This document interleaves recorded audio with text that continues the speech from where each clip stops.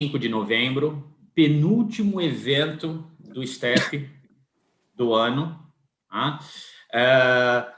Nós estamos aqui hoje com o David Tobon, que é advogado em Nova York. Ele vai fazer a apresentação em português. Eu acho que o grande número das pessoas que estiverem assistindo essa palestra teve a chance de já conhecer ele pessoalmente. Ele é um advogado sensacional que vem para o Brasil com bastante frequência, trabalha muito próximo conosco. E ele vai falar dos impactos tributários que as eleições dos Estados Unidos pode vir a ter nos investidores não americanos, certo? E o viés da conversa, né, naturalmente, vai ser Brasil em mente. Tá? Então, nós temos também aqui conosco, a gente vai ter nos acompanhando o William Häusler, tá? Que também todo mundo deve conhecer. Ele faz parte do Grupo Itaú, ele está sentado em Miami hoje, mas nós o conhecemos acordar cedo e a gente tem que agradecer o Bolsonaro, que não fez o horário de verão, certo? Porque senão seria mais cedo ainda para o pessoal lá. E a gente tem também o Nicolas Colucci, tá? E nós todos vamos ter uma conversa informal. E se vocês tiverem qualquer dúvidas, qualquer comentário a ser feito, a gente pede para vocês digitarem no chat do YouTube, que a gente consegue acompanhar esse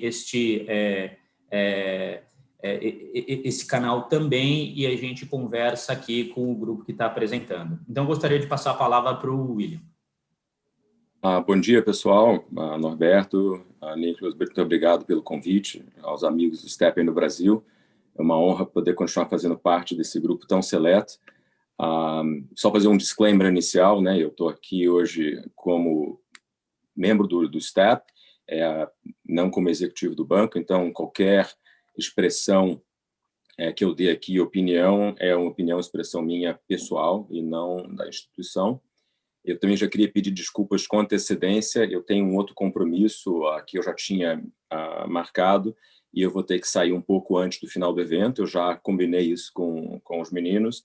E aí, para não interromper a dinâmica que vai estar acontecendo, eu não vou me despedir no final. Eu já está aqui, então, olá e até logo, porque eu não quero atrapalhar aí a discussão que vai ser bastante rica com o David. Então, no further ados, eu vou talvez dar um kick-off aqui com o David. E, de novo, David, obrigado por você estar aqui conosco, também super cedo em Nova York. E aí você vai compartilhar a sua apresentação, mas aí eu não vi a apresentação, então é surpresa para a gente os slides. Mas antes da gente falar de impacto, potencial impacto tributário ou estrutural, se você pudesse dar para a gente aí, obviamente você não estou te pedindo aqui para ser o Chris Cuomo nem o Tuxen, assim a gente fica neutro, né, das opiniões, mas dá para a gente pelo menos um update dentro do seu conhecimento como eleitor e cidadão americano de que são ainda os próximos passos, porque a gente está aqui eventualmente, a gente vai ter uma discussão que é se President-elected Biden, se quando ele for, né, confirmado no dia 14 de dezembro pelo Electoral College e empossado no dia 20. Se você puder, pelo menos na sua abertura, falar só um pouco como é que está esse processo, porque a gente vê nas notícias, opiniões, né, das diferentes... Aqui a gente a gente não chama nem direita e esquerda, né, a gente chama de republicanos e democratas. Se você pudesse dar para a gente um disclaimer disso, só de um pouco essa introdução, e a gente entra na discussão potencial fiscal. Pode ser? Pode ser, sim. E para todo mundo, olá. É também um prazer estar aqui no STEP. Eu sempre costumo vir para o Brasil. As pessoas que me conhecem bem sabem que eu costumo vir no final de novembro. Eu já comemorei muitos Thanksgivings no Brasil, com a casa de amigos. E este ano, um ano bem desafiador, né? Vou passar aqui em Nova York.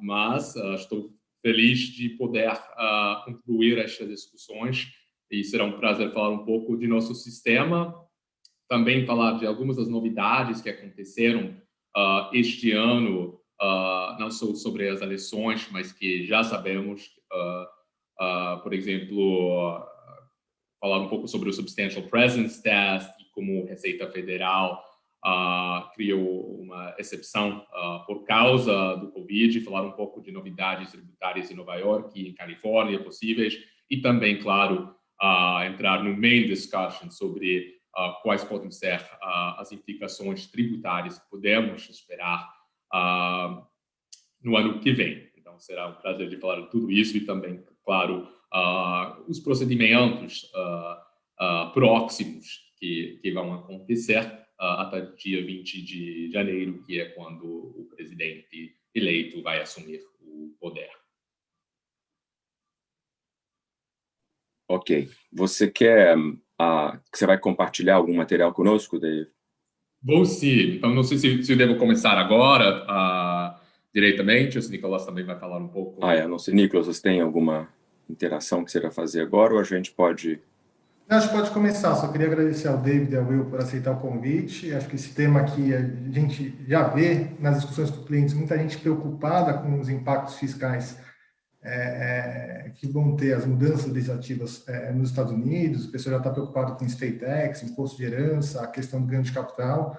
E tem muita gente que quer entender o que vai acontecer e entender se já dá para se planejar ou tem que esperar mudar a legislação, o que pode fazer. Perfeito, e vamos falar de todos esses temas.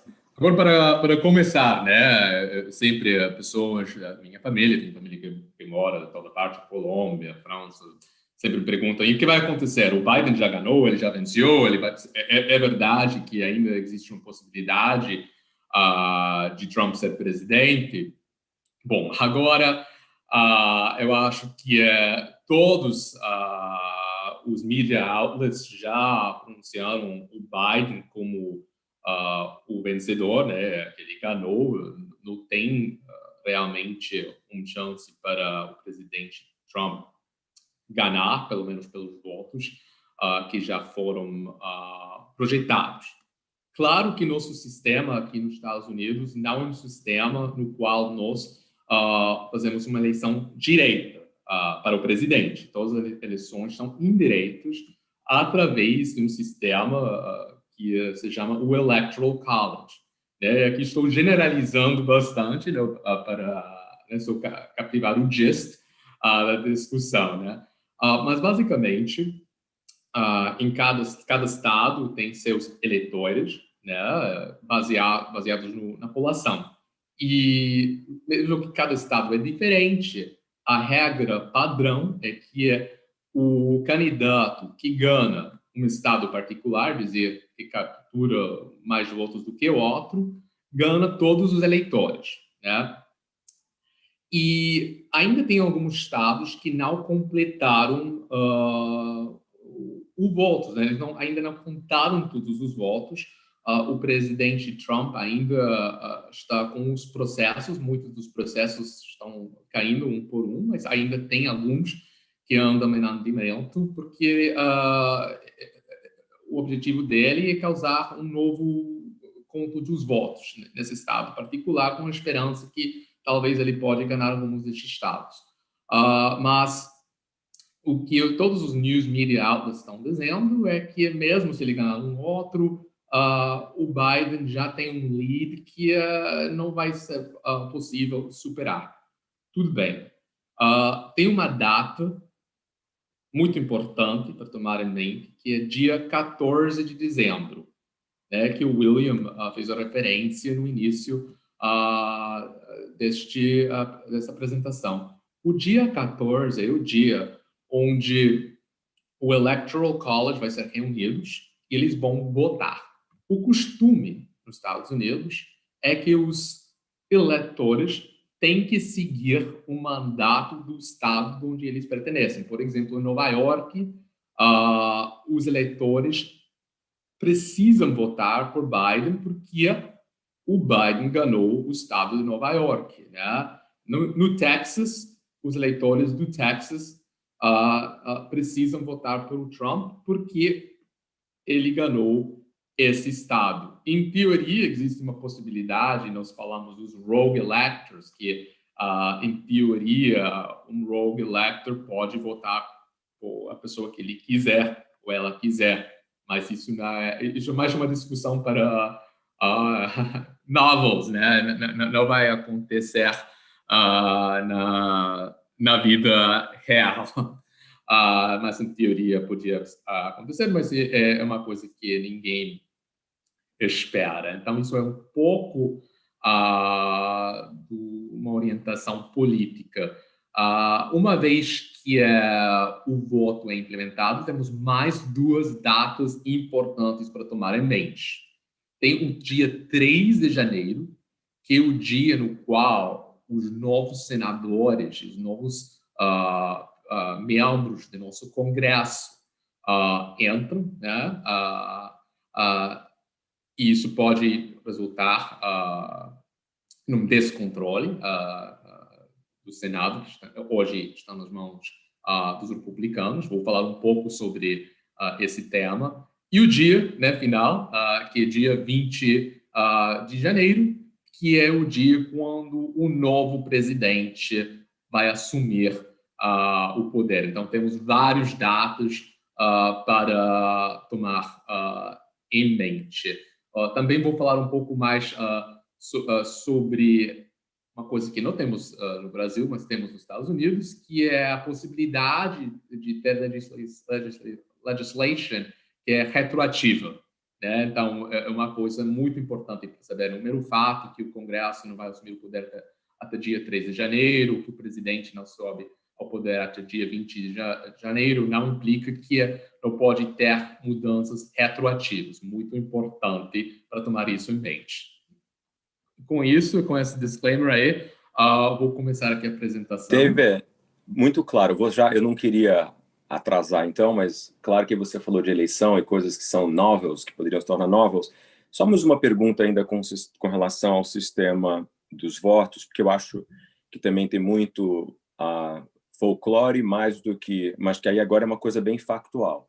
Se, eventualmente, alguma dessas eleições estaduais significativas tivessem os seus votos cancelados ou suspensos, isso implica não somente a eleição do presidente, mas dos novos membros de congressos locais, senados locais e o Congresso e o Senado Federal, não é isso? Certo, mas são independentes de certa forma. Primeiro, para ganhar a presidência, você precisa de 270 votos. Hoje em dia, o Biden parece, né, ele é projetado ter 306. Vamos supor que os votos de Pensilvânia são cancelados ou não chegam a tempo. Então, os votos são suspensos. Ou vamos supor que vão para o presidente Trump mesmo. Mesmo assim, o Biden tem o voto suficiente para assumir a presidência. Não se precisa contar todos, ele só precisa ultrapassar 270. E é por isso que os media outlets estão projetando ele como vencedor, mesmo se houvesse problemas, que pode acontecer. Eu diria que isso não é necessariamente uma coisa do novela, tipo um rogue elector decidindo votar para uma outra pessoa. Então, é uma possibilidade, mesmo que eu acho que hoje, agora, o risco é muito menos do que era, digamos, 2 semanas atrás. Sobre o Congresso e Senado, é uma história diferente, porque tem muitos eleições que foram muito próximas. Por exemplo, na Georgia, que vou falar um pouco, que vamos para um segundo turno. Houve um runoff election e o controle do Senado vai depender dessas 2 eleições. Então, é importante tomar isso em mente, porque pode ser, mesmo que não é o que estamos esperando, que os demócratas podem ganhar esses 2 lugares no Senado. Super claro. Bom, vamos então partir para a apresentação, que a gente está assumindo que President-elected, até agora, Joe Biden, é confirmado pelo Electoral College no dia 14 de dezembro, depois as formalidades em que o Congresso aprova, né, que reconfirma a eleição, e no dia 20 de janeiro, ao meio-dia, Eastern Standard Time, ele é sworn President number 46. É isso mesmo, né? Aí o Congresso já está em power desde o dia 3 de janeiro. No dia 5 de janeiro, a gente tem os 2 runoffs da Georgia, assumindo que tenha um delay count, recount, over recount, até o dia 15 de janeiro, que seja, mas até o dia 20 de janeiro a gente já terá o Senado composto ou de 52 republicanos e 48 democratas, ou a gente terá um Congresso de 50 contra 50, com o voto de Minerva, como a gente chama em latim, né? Da Vice President elected, uma vez a gente está assumindo tudo confirmado, a Kamala Harris. Então, dia 20 ao meio-dia e 1 segundo, President, estamos agora assumindo, né? President Biden, 46 President of the United States. O que acontece? Quais são as projeções? O que a gente tem visto, ouvido de potenciais impactos? E aí, famílias brasileiras que estejam... Aí eu acho que eu sei que você vai passar por isso, mas ou que tenham conexões com os Estados Unidos, seja por parentes residindo, porque tenham dupla residência, porque tenham dupla cidadania, ou porque tenham negócios, investimentos. E eu acho que eu também não sei, quando você vai, de novo, como eu falei, eu não vi a sua apresentação para ficar mais novidade para a gente, se você vê também, além disso, a gente pode falar aqui para frente, mas o que mais isso poderia impactar com o resto do mundo, principalmente, a gente tem muitos negócios, né? Os brasileiros fazem muitos negócios com os International Financial Jurisdictions, né? Que a gente chamava no passado de tax havens. Se você também for falar sobre isso, seria importante. Eu não quero atropelar você aqui, porque acho que é muito legal, você fala muito bem, explica muito bem. Quero só já te dar pelo menos um pouco, se você puder passar por essas nuances, seria muito legal.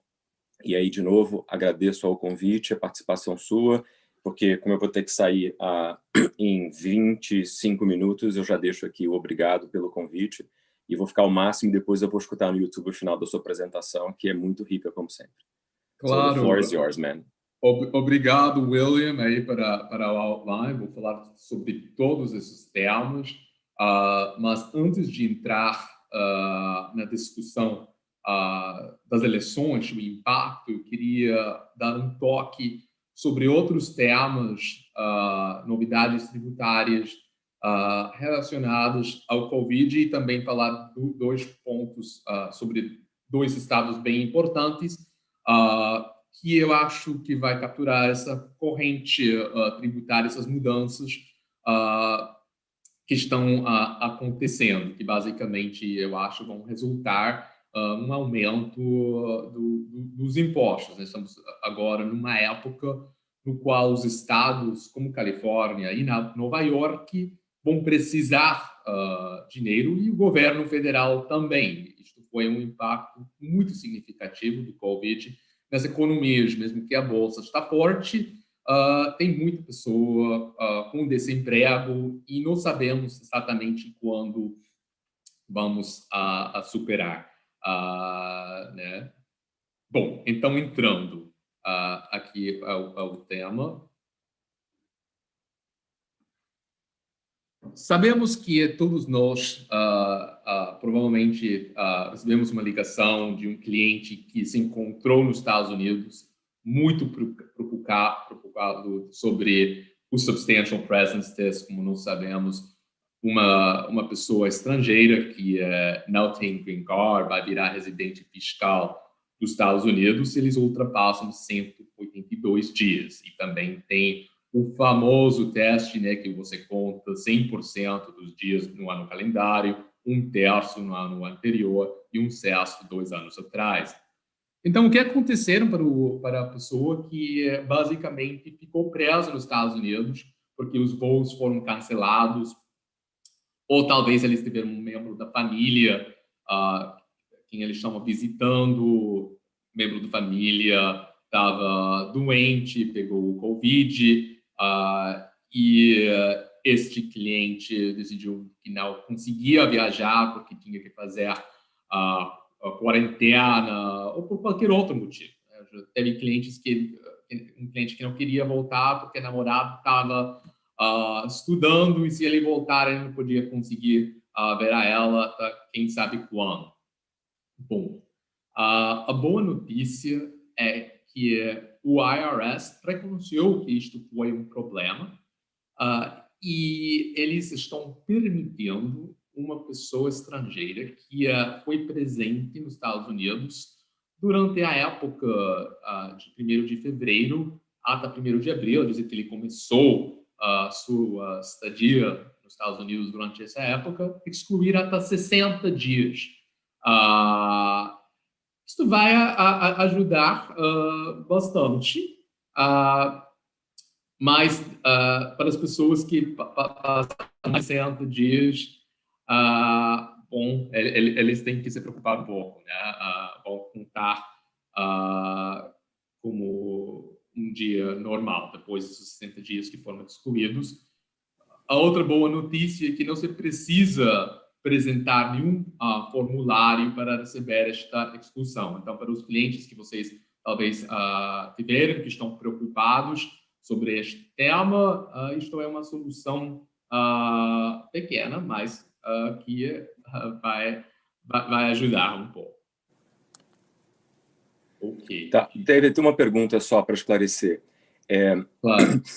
Então, e a gente está falando, né? Muitas pessoas, eu não me lembro agora exatamente quando saiu a proclamação lá dos bloqueios de viagens, eu não me lembro agora, se foi abril, né?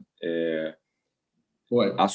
Assumindo que alguém estava nos Estados Unidos a partir de abril e não conseguiu sair, né? Ficou aqui. O maio, pronto, para a gente ter mais flexibilidade. Então, eu vou contar, vamos usar 1º do mês para ficar fácil, né? Então, 1º de maio a 1º de junho, 1º de junho a 1º de julho deram 60 dias. E se a gente fizer o Substantial Presence Test, né, a gente sempre conta ano corrente 31 dias, daí para cima, né, eu vejo, soma 1/3 e 1/6 do ano anterior e devidamente anterior àquele. E aí, só para eu entender, os 60 dias eu desconto desse primeiro ano ou da totalidade dos 3 anos correntes? Do primeiro ano. Do primeiro Isso é importante, né? Porque as pessoas vão entenderem que, ótimo, então se por acaso eu estourei um pouquinho mais um ano anterior, não. É só, então, em 2020, se a pessoa ficar aqui, se ela tiver exatamente na marca d'água lá, do 1/3 e do 1/6 em 2019 e 2018, a única vantagem que ela vai ter é que, se ela só pudesse ficar 31 dias em 2020, ela poderia ficar 90, 89, to play safe. É isso. Give and take. É isso mesmo. David, eu tenho uma dúvida. Que continuam em vigor. Por exemplo, se você foi um cliente que realmente ficou doente, existe uma exceção médica nos Estados Unidos, mas é muito importante que essa exceção médica só aplica para a pessoa que está doente. E não para o acompanhante. Não para o acompanhante. É isso. Tá. David, uma dúvida. E aquele cliente que está na situação inversa? Você pega um brasileiro que passa metade do tempo nos Estados Unidos e metade do tempo no Brasil, e era um green card holder. Assumindo que no ano de 2020, vamos lá, restrição de voos, ele ficou no Brasil e acabou não indo para os Estados Unidos. Tem alguma regra onde ele possa manter esse green card, que ele não perca o visto permanente nos Estados Unidos? Boa pergunta, Nicolás, né? Boa pergunta, porque é verdade que o ambiente está mudando, né? Havia uma época no qual falava nunca era correto, mas havia um entendimento que você só precisava ir para os Estados Unidos uma vez por ano, né? Quando eu comecei minha carreira, já 20 anos atrás, e logo virou, não, você deve vir 2 ou 3 vezes por ano, isso basta. Então, qual é a regra hoje? Basicamente, a regra é que você tem que passar mais de 6 meses nos Estados Unidos, mas tem uma coisa que você pode aplicar para um re-entry permit. Então, se você sabe que você vai ficar fora dos Estados Unidos por um tempo, porque talvez você aceitou emprego num outro país, né? E você sabe que você vai passar uns 2, 3, 4 anos fora. Você sempre pode aplicar para um Re-Entry Permit e você pode tranquilamente ficar fora dos Estados Unidos por um período de tempo estendido. Isso continua sendo o caso. Agora, sobre se você precisa fazer uma coisa por causa do Covid, é uma área um pouco cinzenta. Eu acho que, neste momento, o governo não vai realmente enforçar essa regra que você passou fora dos 6 meses, mas talvez é uma coisa que, se o cliente realmente tem um receio, ele sempre pode pedir para um Re-Entry Permit, que é uma coisa muito fácil para fazer, e aí ele deve entrar em contato com um advogado de imigração para ajudar nesse passo. Maravilha, obrigado. Beleza. O William estava falando sobre aqui mudar o assunto de novidades tributárias no estado de Nova York. O William estava falando de uma coisa que já está acontecendo no mundo inteiro e é basicamente regras de transparência. Para todos nós, os governos, o OECD está preocupado que nos Estados Unidos os clientes estão usando os LLCs como antigamente se usavam nas empresas do Panamá, do BVI. É dizer que nós aqui nos Estados Unidos não temos um registro público no qual você pode identificar quem são os donos das empresas. O Nova York passou uma regra que já entrou em vigor no final de 2019, que só aplica para LLCs que são utilizados para comprar imóveis. Mas o estado de Nova York isto é uma regra diferente, que existe uma regra parecida ao nível federal, quando você compra um imóvel acima de certo valor, mas Nova York passou uma regra que aplica para qualquer compra de imóvel que obriga a divulgar quem é o dono, o ultimate beneficial owner, né, da estrutura. Então, não importa que é um LLC que é detido por um BVI, que tem um trustee revogável, o Estado de Nova York vai querer saber quem está detrás dessa estrutura. De forma paralela, já houve discussões no Congresso, né, americano, do Transparency Act, basicamente implementar uma regra parecida ao nível federal. O presidente-elect Biden não tem falado sobre este tema particular, mas eu não seria surpreso se é um tema que vai ser discutido de novo. Então, pode aplicar. Só que não tem uma discussão concreta desta regra ser implementada ao nível federal hoje, mas sempre existe essa possibilidade. Ok, eu não sei se vocês estão vendo aqui no slide, mas novidades tributárias na Califórnia, né? O Califórnia é o estado, um dos leading estados, né? As ideias surgem lá em Califórnia e logo são replicadas no país inteiro. Então, aqui tem um ponto que eu acho que vai assustar todos os venture capitalists da Califórnia, que é um imposto sobre as grandes fortunas. David, sorry to interrupt. Eu acho, não sei para todos, mas para mim está no slide número 2, que fala sobre novidades tributárias relacionadas ao COVID e novidades tributárias em Nova York. Acho que voltou o slide. Não tem Califórnia aqui, é isso? Está no final. Ok. Conseguem ver. Eu acho que meu screen, quando estava no PowerPoint, você podia ver a página inteira. Então, está embaixo do novidades tributárias, mas eu acho que, por uma razão ou outra, o formatting aqui, quando estou fazendo o sharing do screen, não é igual ao que eu vejo no screen. Mas logo eu vou mandar para todos né, os participantes. Obrigado. E é na segunda página mesmo das novidades tributárias na Califórnia. Isso não foi implementado, não sabemos se vai ser implementado, mas está sendo discutido, que é um imposto sobre as grandes fortunas, e realmente serão fortunas grandes, isso aplicaria para pessoas que têm um patrimônio acima de 30 milhões de dólares. Mas a ideia é um imposto de 0,4% sobre o patrimônio. Não tem muita discussão de como exatamente seria aplicada esta regra, se o que acontece quando a fortuna é concentrada, por exemplo, no startups, tem muito startup na Califórnia, podemos ver, por exemplo, o Uber, quando era startup, e Palantir, todas as empresas que podem ter um valor de 1 bi antes do IPO, mas dificilmente obter um valuation sobre esse tipo de empresa. Uma coisa interessante da regra, porque eu acho que talvez muitas pessoas pensam, bom, se a Califórnia implementar, ou basicamente o que aconteceria seria que os venture capitalists iriam para Nevada, ou talvez se mudam para Flórida ou Texas, estados que não têm impostos estaduais.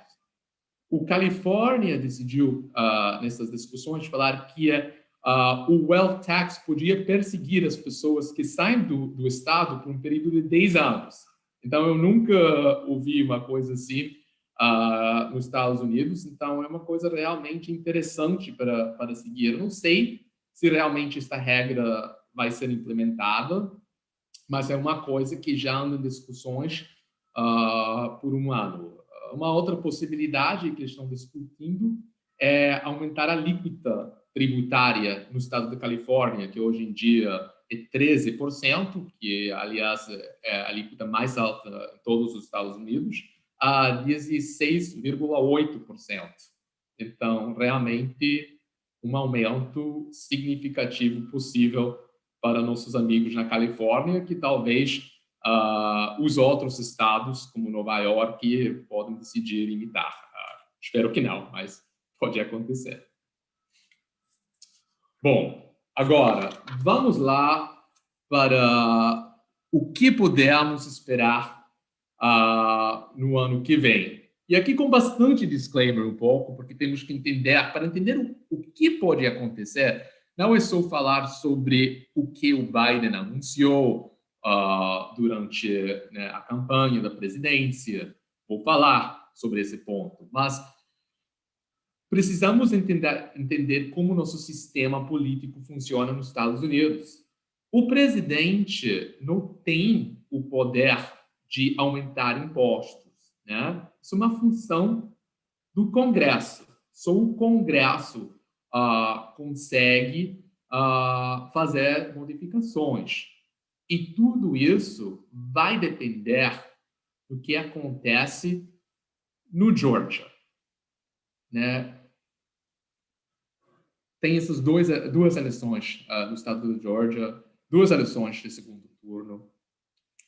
E para os demócratas ganhar controle do Senado, eles precisam ganhar essas 2 seats.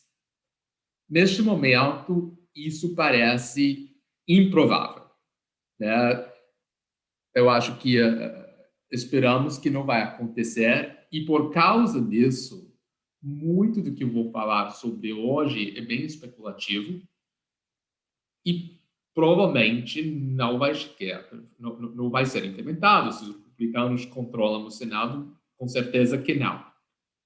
Mesmo se os demócratas ganham as 2 seats, e aí o Senado vira 48 baixo controle republicano, 48 com controle dos demócratas, com o vice-president Harris fazendo o deadlock, breaking the deadlock.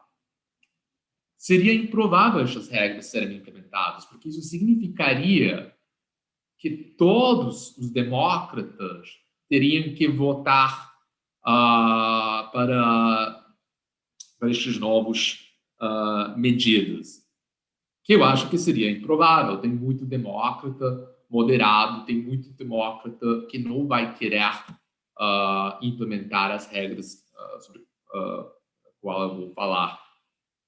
Também temos que entender um pouco dos procedimentos políticos e do conceito muito importante que se chama da filibuster. Basicamente, obstrução do parlamento, do legislature.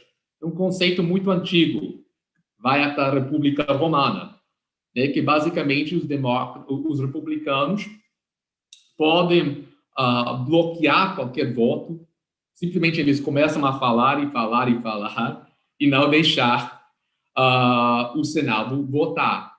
Para bloquear um filibuster, você precisa 60 votos no Senado, né?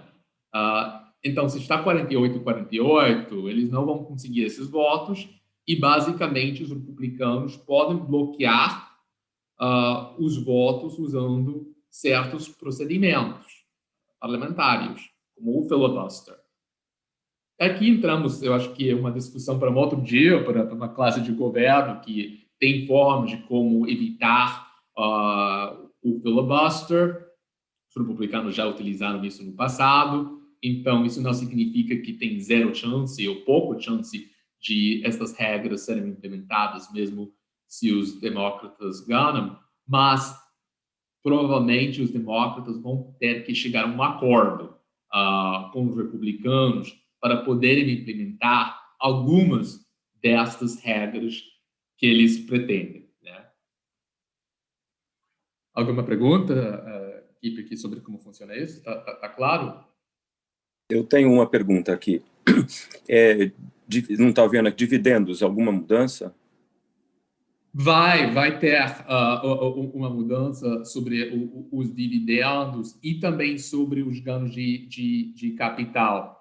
Então, o Biden anunciou que para contribuintes que ganham mais de $1 milhão por ano, o preferred rate, né, que é de 20%, será aumentado a 39,6%, tanto para dividendos como para ganhos de capital. Aliás, os dividendos só aplica para os dividendos que se chamam do qualified dividends. Então, não é todo dividendo que é tributado na alíquota favorecida. Esses só são dividendos que são qualified. O que é um qualified dividend? Um qualified dividend é um dividendo de uma empresa americana ou um dividendo de uma empresa organizada numa jurisdição que tem um tratado com os Estados Unidos ou com certas empresas públicas cujas ações são traded in a major US exchange. Por exemplo, Itaú é uma empresa brasileira. O Brasil não tem tratado nos Estados Unidos. Mas, como as ações do Itaú são traded in a major US exchange, dividendos dividendos do Itaú são qualified dividends nas mãos de um contribuinte americano e, por isso, hoje em dia qualificam para um imposto de 20%. Uma outra empresa pública brasileira cujas ações não são publicly traded no US Major Exchange não seriam elegíveis. Então, é importante que para os clientes brasileiros que têm empresas da família ou participações importantes em empresas públicas brasileiras que não são publicly traded on a major US exchange, não vai mudar muito neste caso. Eu mencionei a alíquota de 39,6%. As pessoas que têm trabalhado aqui na indústria por um tempo vão reconhecer que isso foi a alíquota antiga, máxima, que foi eliminada uns anos atrás. O presidente Biden pretende aumentar a alíquota máxima, que hoje em dia é de 37%, de volta a 39,6%, para as pessoas, os contribuintes que ganham mais de $400 mil por ano, né? Então, olha aqui uma diferença sobre a regra do ganho de capital e dividendos, que também chega a 39,6, mas só para os contribuintes que ganham mais de 1 milhão, e o fato que vamos ter uma nova alíquota de 39,6 para as pessoas que ganham mais de $400 mil. Aliás, ele não explicou muito sobre como se calcula esses 400 mil, se é a renda bruta, se é a renda depois dos deduções. Como vocês vão ver hoje, tem muito pouco detalhe, né, sobre como essas medidas serão implementadas, né? Ele só deu um toque sobre esses temas. Essa dúvida que eu tinha, David, porque, salvo engano, quando o Trump ele diminuiu a alíquota de 39 para 37, ele limitou uma série de deduções também para a pessoa física. Ele é verdade. O que ele fez? Então, ele fez duas coisas diferentes. Ele deu certas deduções importantes e tirou outras também importantes.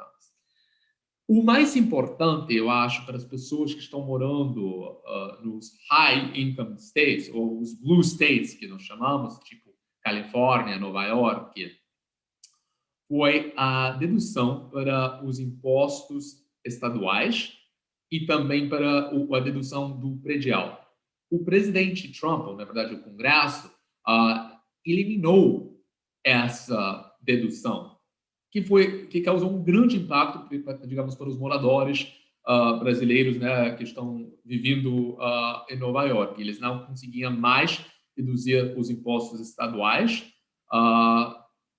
Ele permitia uma dedução até $10 mil para os impostos estaduais, e isso era uma grande limitação, né? Por exemplo, uma pessoa ganhando 1 milhão por ano em Nova York, está morando na cidade de Nova York, pode estar pagando impostos estaduais de $100 mil, e esta pessoa não conseguia mais deduzir esse imposto estadual de $100 mil, só conseguia deduzir $10 mil. Então, muitas pessoas que estavam morando em Nova York, na Califórnia, na verdade, estavam pagando muito mais imposto quando essas mudanças tributárias foram implementadas. O que o Biden está falando é que ele quer revogar essa regra, significando que as pessoas morando nestes estados vão conseguir de novo de deduzir os impostos estaduais. Só que ele pretende limitar essas deduções usando uma alíquota de 28%. Então, aí, para ilustrar, normalmente, se você estava pagando 100 de imposto no Nova York, se você consegue deduzir, basicamente, você está economizando hoje 37%, né? 37 centavos, porque o imposto federal é 37. Agora ele vai dizer, não, tem um cap de 28%. É uma forma de reduzir o valor da dedução.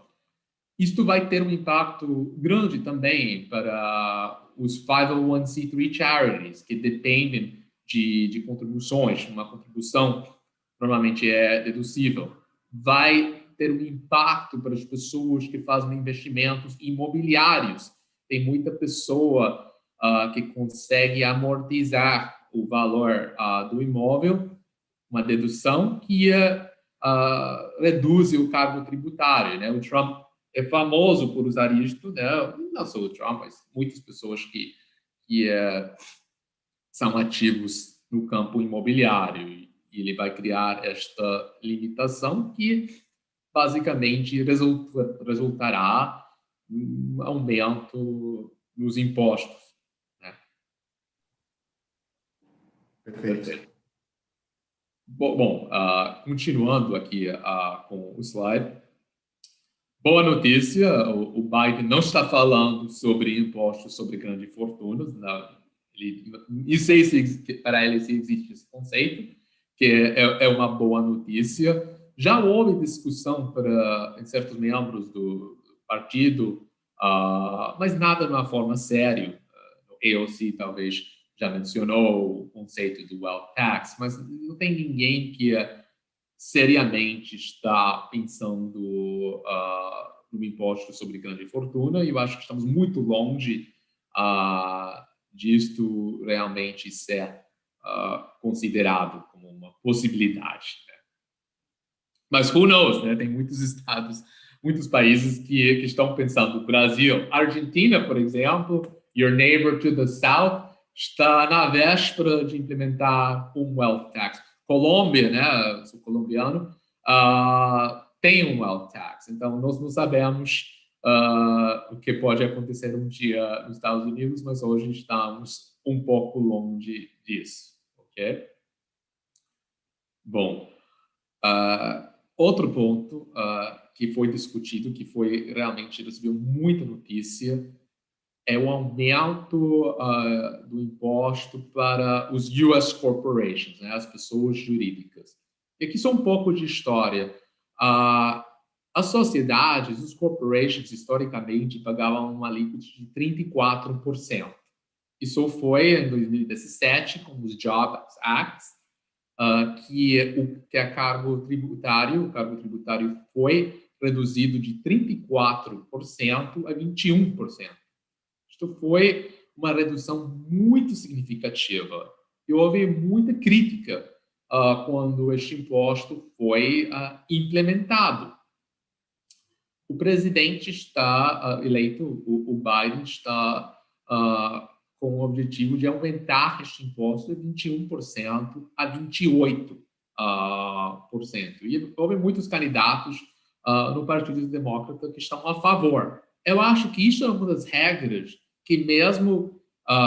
bom, se o Congresso e o Senado estão nas mãos dos democratas, que realmente pode acontecer, que talvez seria um dos pontos que os republicanos chegariam a um acordo para aumentar o imposto, porque realmente estamos dando uma olhada histórica, o 28 ainda seria um rate muito favorável. Aliás, os Estados Unidos já é considerado em certas jurisdições como low tax jurisdiction, né? Então, por exemplo, no México, quando o México está dando uma olhada aos Estados Unidos, baixo as regras dele, nós podemos ser considerado um low tax jurisdiction, né? Porque estamos a menos de 75% da alíquota mexicana. Então, é um ponto interessante para tomar em mente.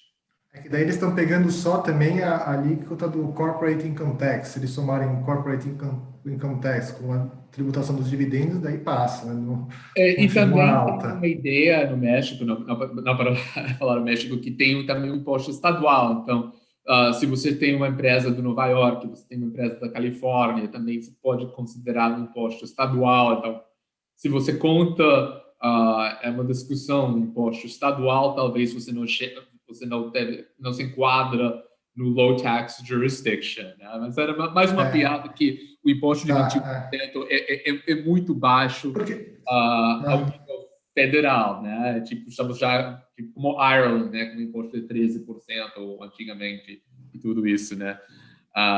Então, realmente é possível que o imposto jurídico para pessoas jurídicas, C Corps, pode ser aumentado, um risco que enfrentamos. Com toda essa discussão, não tem uma discussão para eliminar o novo Participation Exemption.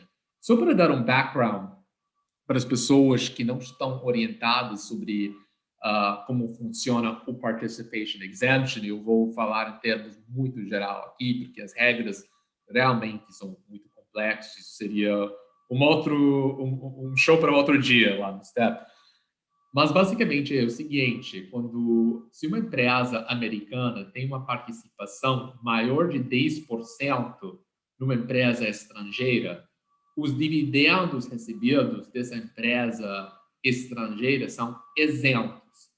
Então, para muitos de nossos clientes que estão se mudando para os Estados Unidos, nos últimos anos, que tinham participações em empresas da família operativas, porque isso era uma das regras, que a empresa precisava ser uma empresa operativa para poder utilizar essa participation exemption, nós estávamos falando da possibilidade de aportar, digamos, as ações ou as quotas da limitada da família, né?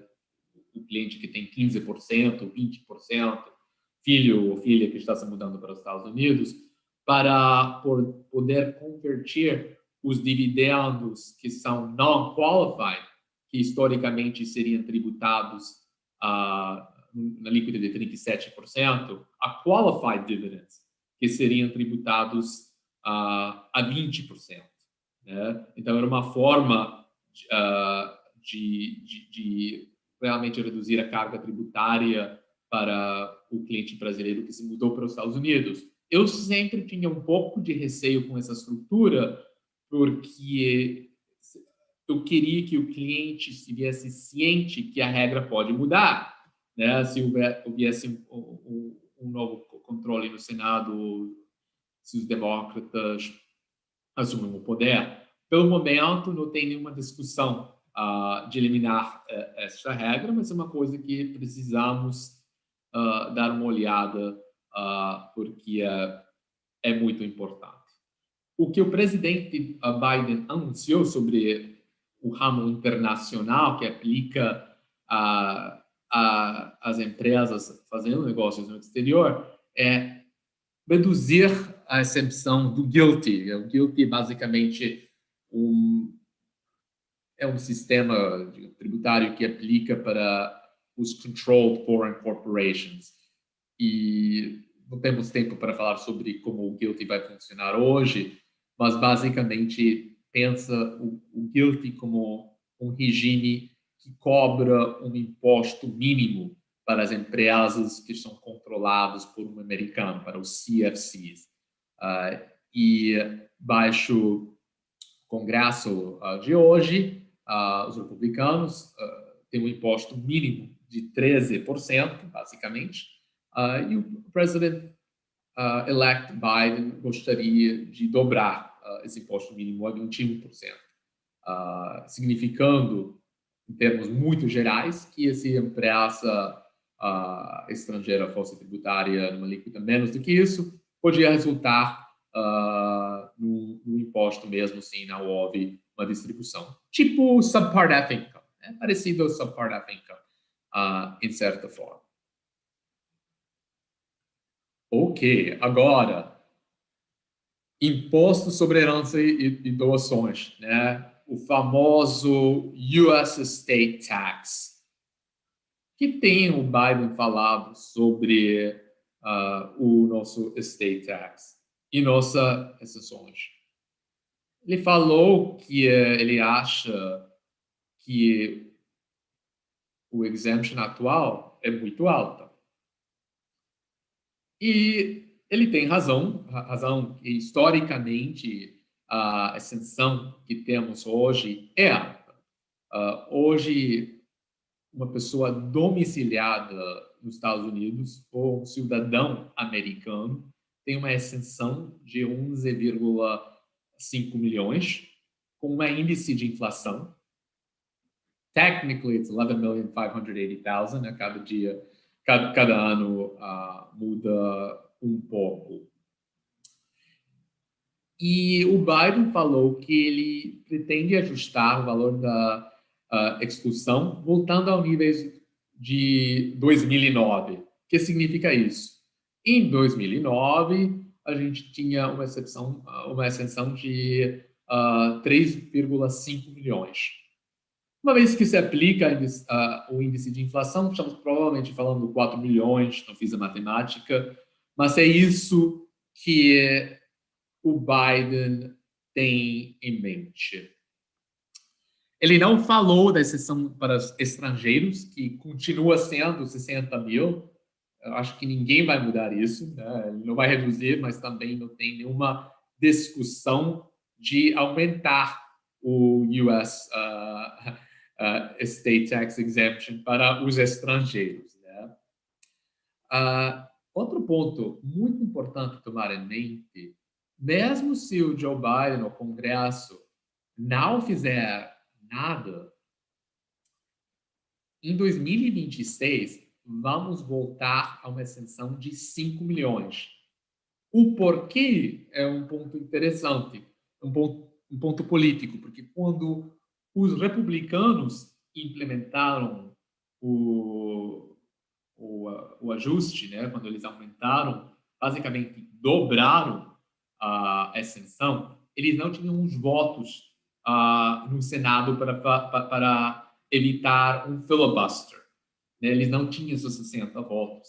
Então, eles passaram essa regra usando o que se chama Reconciliation Procedure, que precisava de um sunset, né? Um jogo que os partidos políticos utilizam para poder implementar as regras sem obter 60 votos. Isso significou que eles tinham que colocar esses sunset provisions, e tem vários, não só no Estate Tax Exemption, significando que em 2026 vamos voltar a 5 milhões. Então, eu não tenho esperanças que podemos continuar com 11,5 milhões. Eu acho que tem um chance altíssimo que este imposto esta extensão vai ser reduzida. Porque mesmo se os republicanos controlam o Senado, eles não vão conseguir fazer uma extensão dessa extensão. Eu acho muito duvidoso. É importante saber. Outra novidade que eu acho... Posso só fazer uma dúvida, só para ver se ficou clara essa questão? Então, pelo que entendi é o seguinte, a isenção do imposto sucessório americano era de 5 milhões e meio de dólares, tá? Ela foi aumentada no governo Trump para 11 e agora está em 11,5. Só que esse aumento da isenção ele vai até 2026. Ou seja, então aqui não é uma proposição do Biden de mudar o limite da isenção, é simplesmente não renovar esse aumento a partir de 2026, é isso? Acho que só para entender se os clientes... Um pouco mais, Nicolás, um pouco mais. Primeiro, certo, não extender, não aumentar a extensão, mas ele quer reduzir a extensão a mais, né? Porque se o governo não fizer nada, a extensão volta a 5 milhões. Ele quer reduzir a extensão a 3,5 milhões. 3,5 million. 3,5. E é porque em 2009 a regra era diferente. Em 2009 a extensão era de 3,5 milhões. Foi aumentando até 5 milhões, que era o valor, não me lembro o ano direito, eu acho que era 2000, não importa. Mas chegou a 5 milhões. O Trump dobrou esse imposto, essa extensão, mas para poder implementar essa regra, o Congresso teve que prometer que voltava a 5. Né? Era parte do Reconciliation Procedure, né? Que você só pode fazer uma redução em impostos se você pode aumentar imposto em outro lugar, tem que ter sunsets, é bastante complicado politicamente. O importante saber aqui é que a regra volta 5 em 1º de janeiro de 2026, ao menos que o governo decide estender esta regra, que eu digo que será muito improvável que eles vão estender. Perfeito. E é mais provável se os demócratas controlarem o Senado é que a redução seria maior. Em vez de ser 5 milhões de extensão, poderia ser 3,5 milhões. Eu acho que isso é uma possibilidade. Né? Também a alíquota pode ser aumentada. Ele não falou isto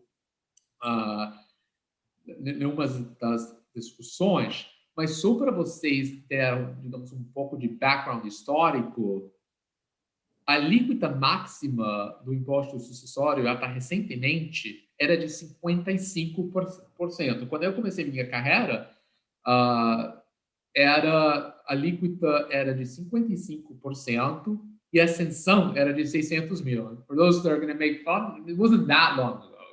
We're talking about like 2001. Né? Então, realmente houve bastante mudanças ao longo dos anos sobre essa. Vamos pegar assim, um caso prático. Você pega um cliente que tinha um patrimônio de 10 milhões de dólares e mudou para os Estados Unidos no ano passado, em 2019 ou 2018. Então, a gente sentou, foi discutir o planejamento para a imigração com o advogado americano e a orientação foi o seguinte, essa isenção ela vai até 11 milhões. Então, assim, o seu patrimônio de 10 milhões de dólares, ele está dentro da isenção, então ele não se preocupou em criar o Irrevocable Trust para evitar, fazer o planejamento para evitar o estate tax. Então, assim, ele foi para morar nos Estados Unidos com um patrimônio de 10 milhões de dólares. Hoje ele ficou sabendo que essa isenção pode ser que não prorrogue, então pode voltar para 5,5% ou pior, eles podem diminuir para 3,5%. Então, poderia hoje, o cliente falou assim, vamos fazer o seguinte, vamos aproveitar hoje que essa isenção ainda está em 11,5% e meu patrimônio é de 10%, eu vou fazer o seguinte, eu vou criar hoje um Dynasty Trust, um Irrevocable Trust e transfiro esse patrimônio para dentro do trust, assim, pensando assim, eventualmente numa sucessão, se mudar a regra, se a regra cair para 3,5% e ele morrer, ele conseguiria evitar o imposto sucessório americano ou não? Consegue. Uma pergunta muito interessante, porque tem muita pessoa pensando sobre isso e consegue. O Congresso anunciou, uns anos atrás, quando a regra foi implementada, porque muitas pessoas prestaram atenção, eles estavam contentes quando a regra foi implementada, mas sabiam que em 2026, ou até 31 de dezembro de 2025, a exceção ia continuar e logo seria eliminada. Então, muita pessoa perguntou, mas o que acontece se eu fizer uma doação antes de 31 de dezembro de 2025, será que o governo vai respeitar essa contribuição? E o governo falou sim, não se preocupe. Você tem até dia 31 de dezembro de 2025 para utilizar essa extensão. Então, é um planning opportunity, né? E eu já falei para meus clientes, especialmente os clientes que se mudam para os Estados Unidos, com um patrimônio, digamos, de 10 milhões, 11, 12 milhões. Então, muitas vezes eles falam, mas eu não sei se eu preciso. Eu estou aqui com meus 10 milhões, minha esposa também tem uma extensão dos 11. A gente não tem patrimônio maior do que 22 milhões. We wish, mas não temos. E eu falo, ok, tudo bem, mas vocês têm um patrimônio acima de 10, e quando volta para 5 para cada um de vocês, você pode estar expostos. A boa notícia é que vocês não precisam implementar o Trust hoje, que vocês podem fazer até 2026. Agora, está menos claro, porque uma coisa muito importante saber é que os Estados Unidos podem implementar regras retroativas. Então, não estou dizendo que o governo vai falar que este jogo não vai funcionar mais. Não é isso. É o seguinte. Em janeiro, se os democratas assumem o controle do Senado, eles podem implementar uma regra. Eles podem dizer, ok, a partir de 1º de janeiro de 2021, vamos ter uma extensão de 3,5 milhões. Isso é uma coisa que não acontece no Brasil. No Brasil, quando tem uma medida provisória, tem um período de tempo de discussão, isso pode ser implementada no próximo ano. Né? Eu acho que são 90 dias e logo pode ser implementado. Então, as pessoas podem correr. É pior dos casos, em 31 de dezembro, a Receita Federal decide implementar um imposto sobre grandes fortunas ou sei lá, aumenta as alíquotas. Vocês têm 90 dias para reestruturar. Nos Estados Unidos, nós não temos esse luxo. O governo pode simplesmente dizer 3,5 milhões. Então, eu tenho alguns clientes, não muitos, que estão pensando fazer doações para o Trust até o final do ano. Eu não tenho um cliente agora que está correndo para implementar um Trust que já não existe, mas tenho clientes que estão pensando fazer doações para os trusts que ele já tem. Isso foi parecido ao que aconteceu em 2012. Não sei se vocês lembram, mas em 2012 era um ano meio esquisito, porque não havia US Estate Tax. Só que eram uns weird sunsets, igual. Que, bom, este ano não tem imposto sucessório, mas o ano que vem a isenção volta a 1 milhão. Então, era super antiga, né? Essa isenção, 1 milhão com índice de inflação. E nós, em 2012, estávamos convinced que ia voltar a 1 milhão. E todos nós, né, todos os meus colegas na turma de New York, estavam todos trabalhando, finalizando o trust até o final do ano, porque achávamos que isso ia ser a regra, mas não foi. Não, foi estendida a 3,5 milhões. Então, é uma coisa para tomar em mente. Uma pessoa muito conservadora, que está com receio que a isenção será ajustada, talvez deve considerar fazer a doação para um trust existente ou montar um trust, né, até o final do ano. Eu acho que por causa de controle do Senado ser uma coisa mais remota, talvez não tenha a mesma urgência que havia em 2011, né, que parecia que realmente ia voltar a 1 milhão. Um pouco diferente politicamente do que era uns 10 anos atrás. Tá. Então, assim, no final do dia, você acha que até 31 de dezembro de 2025 os clientes podem dormir tranquilos? Eu acho que isso é o mais provável. Mais provável, tá. Se eu tivesse que chutar. Tá. Ou seja, essa... seria o mais provável do que vai acontecer. Ou seja, essa diminuição para 3,5, da isenção para 3,5, retroativa ainda, vai ser difícil? Eu acho que seria difícil simplesmente porque para acontecer os demócratas têm que ganhar a eleição no Georgia. E eu acho que isso é difícil. Eu acho que se eles ganharem, eu acho que seria mais fácil, que podia acontecer. Só que eu acho que não é provável que eles vão ganhar o Georgia. Né? Tá. E a partir de 2025, a diminuição da isenção é provável, ou seja, é provável que... muito provável, porque eu vejo muito de 11 milhões, ou 11,5 milhões, para o americano, é uma grande fortuna, né? Para todo mundo, né? E são pouquíssimos que são atendidos pelo US Estate Tax. Então, eu acho que isso seria uma maneira fácil, né? Eles não têm que fazer coisa nenhuma e volta para 5 milhões. O difícil é aumentar impostos. É difícil reduzir impostos também. Isso é uma exceção que são tão poucos que são impactados que eu não vejo, digamos, um grande lobby para estender esta exclusão. Então, eu acho que o mais provável, it's more likely than not, eu diria, que não vamos ver uma extensão. É possível, mas more likely than not, que não vamos ver uma extensão desta exclusão dos 11,5. Perfeito, obrigado. Um outro ponto que eu acho que é muito importante, eu acho que talvez a mudança mais significativa do que o Joe Biden anunciou foi eliminar o step-up in basis on debt, né, na transferência do patrimônio. Só para dar um pouco de background para pessoas que não estão familiarizados com esta regra, porque está bem diferente do que acontece no Brasil. Quando uma pessoa faltar, quando um herdeiro recebe um ativo, seja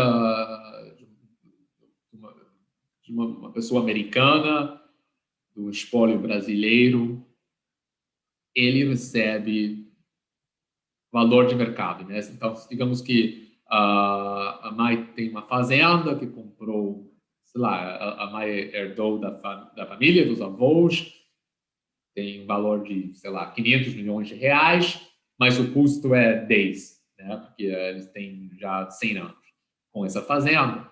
Quando o filho ou a filha recebe uma fazenda nos Estados Unidos, ele vai ter custo-valor de mercado, 500 milhões de reais. Então, quando ele vender, se ele vender no dia seguinte, não paga imposto nos Estados Unidos. O Biden quer eliminar este step-up in basis, significando que o herdeiro vai receber o mesmo custo que estava nas mãos do falecido. Né? Isso aplica para fazenda, para casa, para ações, qualquer coisa. Isso vai resultar, eventualmente, em muito mais imposto do que era o caso. Não tem muito detalhe como esta regra funcionaria, né? Porque tem dois correntes, ou duas formas que pode acontecer.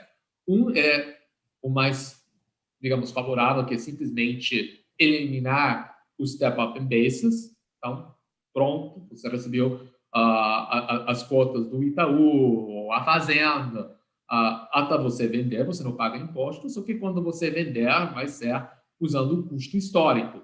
Isso cria problemas, como você vai calcular o custo histórico nesta fazenda, se a fazenda foi comprada quando era cruzeiros real, tem um montão de diferentes moedas quando você dá uma olhada histórica nos diferentes países, no Brasil também. Difícil, mas é o que é. Mas também estão falando que pode ser um mark-to-market, tipo o que acontece na Canadá. Né? Na Canadá, quando você faltar, você paga um mark-to-market sobre a valorização do ativo. Claro que tem exceções. Isso seria um grande departure de como as coisas funcionam hoje. Mas não sabemos, temos que dar uma olhada a ver o que acontece. Eu acho que eliminar os step-up bases seria muito difícil, mesmo com o controle dos demócratas. É uma coisa que é um talking point, um sexy talking point, mas temos que pensar que tem muito lobby forte nos Estados Unidos, por exemplo, o farming lobby, tudo isso, que provavelmente bloqueariam a aplicação de eliminar esta regra, especialmente se as alíquotas do imposto sucessório estão sendo talvez aumentadas, se o ajuste da seção está sendo reduzida, eu vejo difícil eles implementarem, mas é uma coisa que o Biden anunciou como parte da plataforma dele. Então, temos que respeitar, é possível que isto seja implementado. Perfeito. David, só uma dúvida.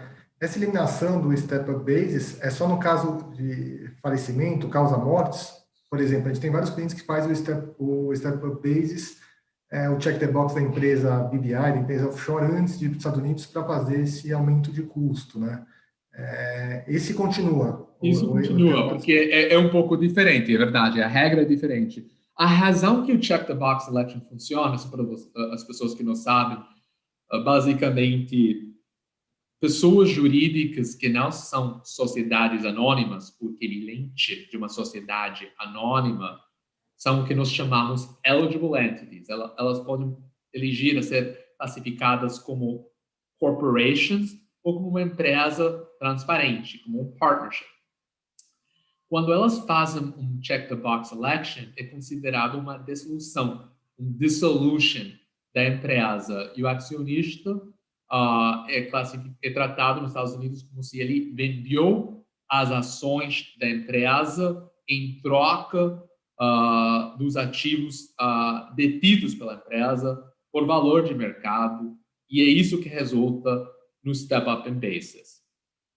Com a causa-morte é completamente diferente. É só uma regra que está no código que diz quando você recebe um ativo por causa da morte de uma pessoa, você recebe um novo custo.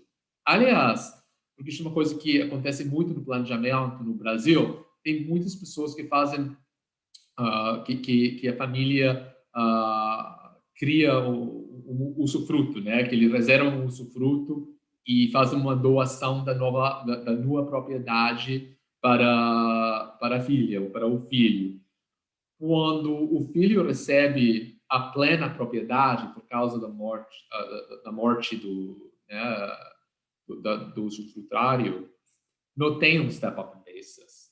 Né? É importante, porque não se enquadra nessa regra específica. É uma das razões que eu sempre falo para os clientes que estão fazendo planejamento no Brasil, que fala primeiro com o tributarista americano, porque o que funciona bastante bem no Brasil, né, fazer uma doação com reserva de usufruto durante a vida, para poder aproveitar do planejamento ao nível estadual, às vezes não funciona bem nos Estados Unidos, porque você está perdendo essa oportunidade para a próxima geração receber um novo custo no ativo. Então, eu sempre falo, vocês têm que proceder com muito cuidado quando estão pensando de reservar o usufruto e doar só numa propriedade. Maravilha. Perfeito. Outro tema que é interessante, eu acho, tanto para os republicanos como os demócratas, é o famoso carried interest, né? E como provavelmente todo mundo aqui sabe, o carried interest basicamente é uma forma de compensação que o GP de um fundo de private equity ganha. E o famoso 2 and 20, não? Que o GP recebe uma taxa para administrar o fundo, 2%, e baseado no resultado, ele pode receber 20% se ele ou ela exceed certos benchmarks, hurdles. E nos Estados Unidos, o carried interest é tributado como se fosse um long-term capital gain de 20%, em vez de 39,6%, 37% hoje em dia. Foi umas críticas do Romney, né? Que o Romney, quando ele estava na campanha do presidente, que ele ganhou toda a fortuna através do private equity, que não paga muito imposto. E o Biden ensinou que ele quer eliminar o carried interest. E isto pode ser duas formas, né? Ele pode chegar a eliminar a preferência para o carried interest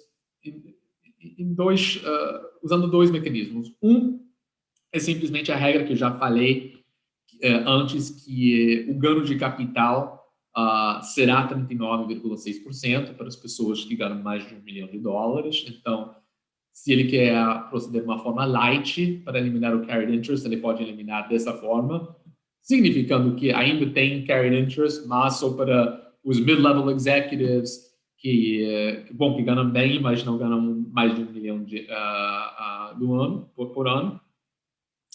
Isso vai eliminar o carried interest para os grandes, né? Para as pessoas que estão ganhando os 2, 3, 10, 20 milhões.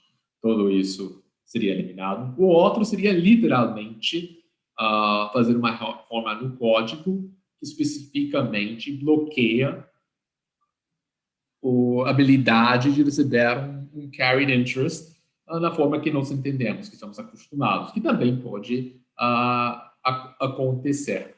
E isso seria talvez das áreas que eu vejo os republicanos podem colaborar com os demócratas para implementar esta regra, né? Não tem muita pessoa que gosta do carried interest, bom, salvo as pessoas que ganham carried interest. Então, eu acho que isso seria uma possibilidade. Perfeito. Aqui coloquei, né? Tem muitos, digamos, aumentos. Tem alguns benefícios que o Biden anunciou botei aí mais como uma piada, mas é verdade. Ele está falando de perdão de todos os débitos estudantes, é dizer, all your student loans. Então, infelizmente, eu acho que não é retroativo, né? Tem muita coisa retroativa, mas para quem fez um LLM e pagou uma fortuna, bom, os que permaneceram nos Estados Unidos talvez tenham a boa notícia que pode ser forgiven, mas vamos ver.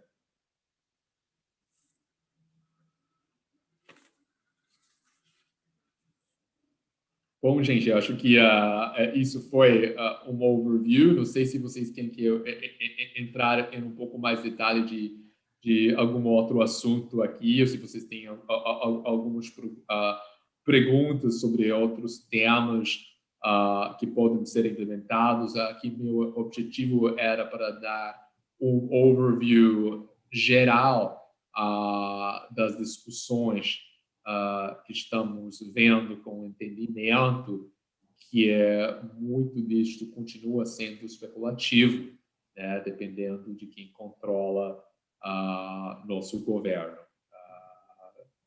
Que falta só um mês. Foi ótimo, viu, David? Acho super claro. A gente está estourando o tempo aqui.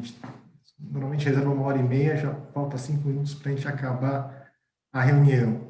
Acho que ficou super claro, acho que a gente abordou os principais pontos aqui que se aplicam para os nossos clientes nesse mundo private. Queria passar a palavra aí para o Norberto para finalizar a reunião e dar as notícias do que está acontecendo no Step Global, na nossa associação. Muito obrigado, tchau. Obrigado a vocês. Bom, obrigado a todos, né? Obrigado ao William, ao Nicolas e ao David pela nossa reunião de hoje. O tema certamente vai impactar e a gente vai ser necessário que a gente faça ajustes finos, né, nos nossos planejamentos no futuro próximo, vis-à-vis das mudanças, né? E eu gostaria só de comentar que eu estava em banco, morando nos Estados Unidos, na época que o David falou que não tinha o state tax, e era uma situação doida, que a gente chegava até ao ponto de falar para os clientes, falar assim, bom, avisa para aquele seu parente que esse é o ano que você tem que morrer, né? Porque senão, né, as coisas podem se complicar. Bom, mais uma vez eu queria... O dono dos Yankees, o famoso equipe dos Yankees, who was not a well-loved guy here, ele faleceu esse ano, e a piada era que they pulled the plug on Steinbrenner, you know. Exatamente, né? Então, assim, essas coisas, assim, a gente acha que só o Brasil nos cria essas peças, né? De vez em quando a gente tem exposição disso em outros países também. Bom, pessoal, então eu quero encerrar o evento de hoje já informando vocês que no dia 16 de dezembro a gente vai antecipar, por causa das festas, né? A gente vai antecipar a nossa última reunião do ano, tá? E mais uma vez, né, o tema tentativo, né? A gente, salvo alguma bomba story, a gente vai falar a respeito das perspectivas que a gente tem para o ano que vem, as coisas que andam acontecendo, as coisas que a gente deve manter no radar, tá bom? Então, mais uma vez, muito obrigado ao nosso querido palestrante e amigo David, e até a nossa próxima reunião. Pessoal, uma ótima semana e bom Thanksgiving para todos, né? Porque o que a gente precisa mesmo é celebrar, tá bom? Tá bom, tchau, tchau. Um abraço a todos, até logo.